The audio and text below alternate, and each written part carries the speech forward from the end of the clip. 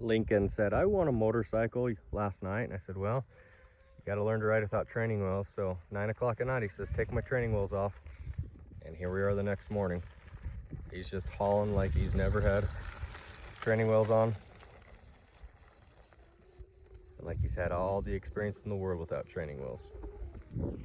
Then here comes this meathead. He's taking advantage of the throttle now. Let's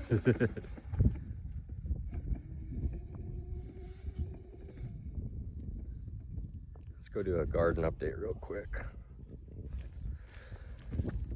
So there's my giant 3-year-old poop pile that we get compost from to put around the plants. So we have like 3 different varieties of corn. I think we've got Old Gentleman's, which is this first set, I believe.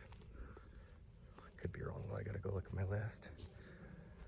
So it still has a long ways to go, but it's probably, I don't know what, 5 feet tall, 6 feet in some spots. And then what we've done the 3 sisters.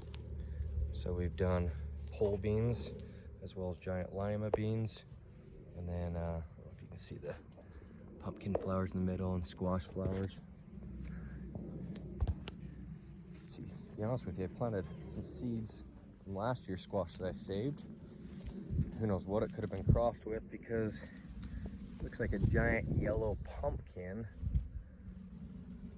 But it's not a pumpkin, because I don't grow pumpkins. So this year's first year growing pumpkins, but they're over on the other side.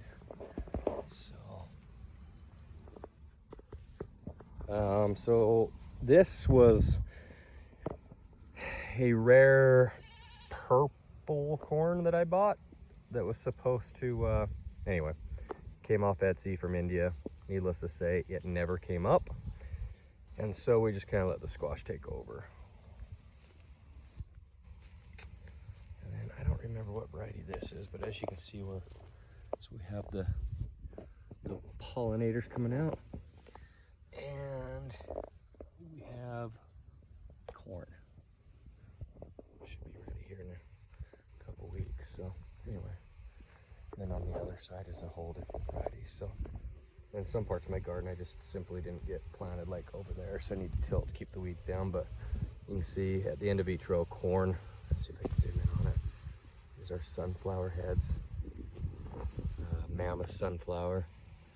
A little late plant, and they should be quite a bit taller. But and then here I just randomly planted like I don't know, 10 or 12 random squash plants, seeds.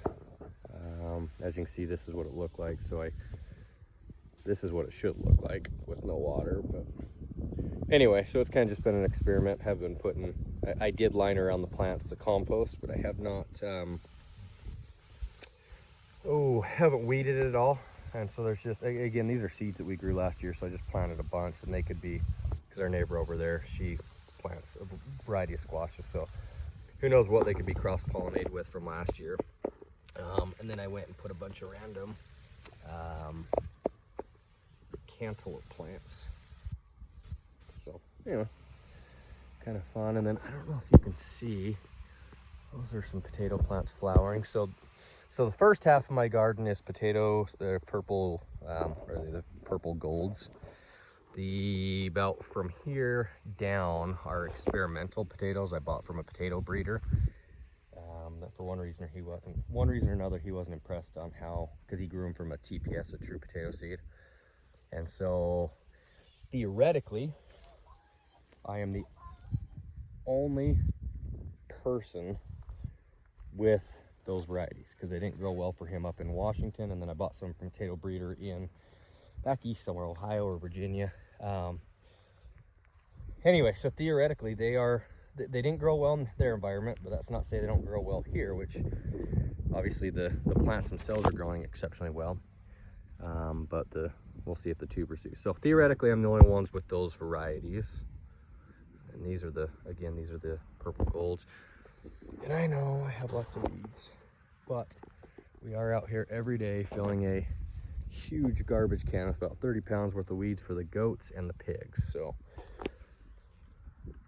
Take lemons and turn them into lemonade. I do need to get down, so this open spot I need to retill, but we're gonna put kohlrabi. I just need the heat to go away because kohlrabi does not tolerate heat too well. I got some different watermelons. They're doing well. Then our tomatoes are through here, and again, lots of weeds in the center, but it's what it is. We've got so much nutrients in this soil. I'm really not too concerned with lack of nutrients or water space. So, and then this is first time for me, but let's see. Whoop, there we are. Growing sweet potatoes. And I tell you what, I wish they grew a little bit better. I don't think they like here. I just have to. I come out every couple days and just. I think I'm on Zoom still. Nope. Just clear the weeds around it. But anyway, let's see. We got some eggplants right there. Let's see here, somewhere in there, eggplants, and then we have tomatillos. Those are doing exceptionally well. Kind of a fun fact: most of the stuff that grows in here is actually what we consider weed is actually edible. So, like this right here is a wild variety of amaranth.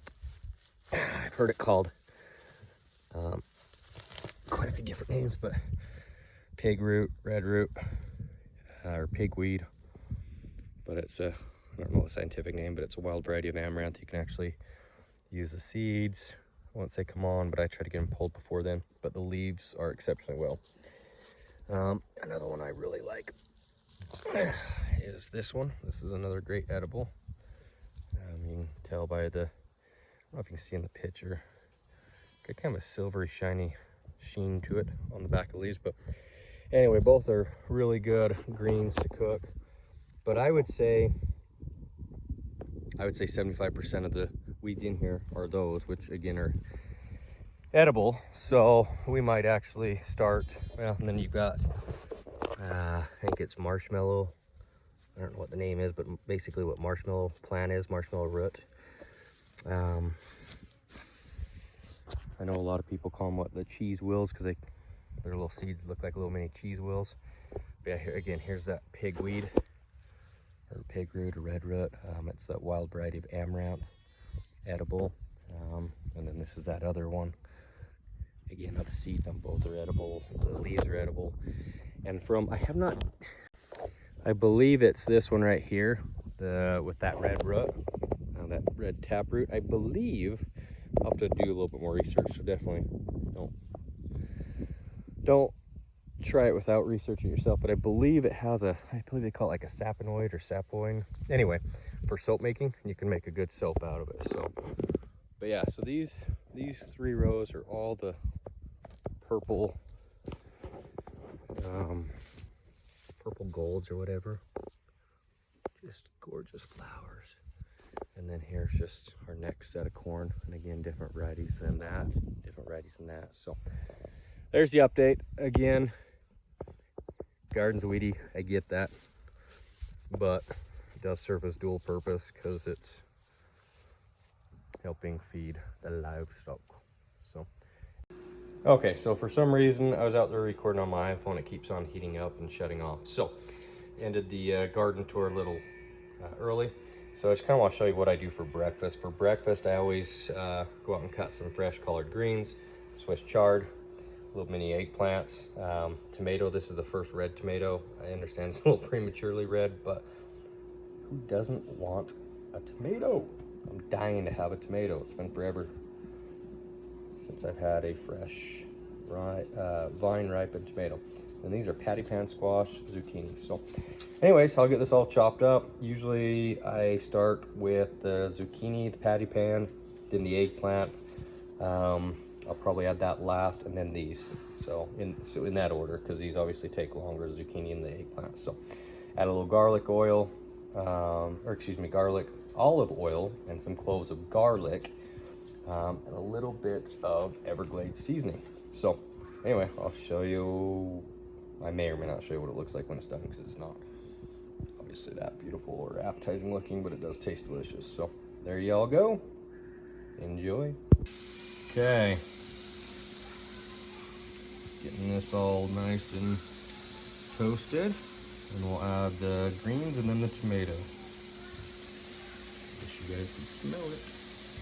Anyway, let me hurry and turn the camera around and show you what it looks like outside with no rain. Y'all, we're in trouble. We are in a drought.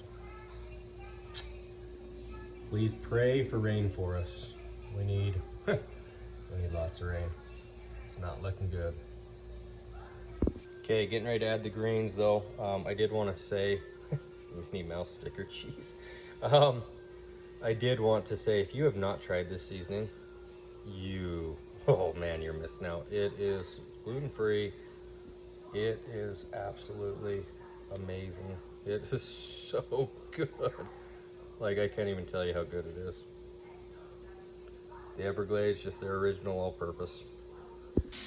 Okay, it's all come together. I'm gonna put the camera down and go eat. I apologize that I didn't speak to you guys face to face today, but I was in my garden and outside shirtless, and I'm still cooking shirtless.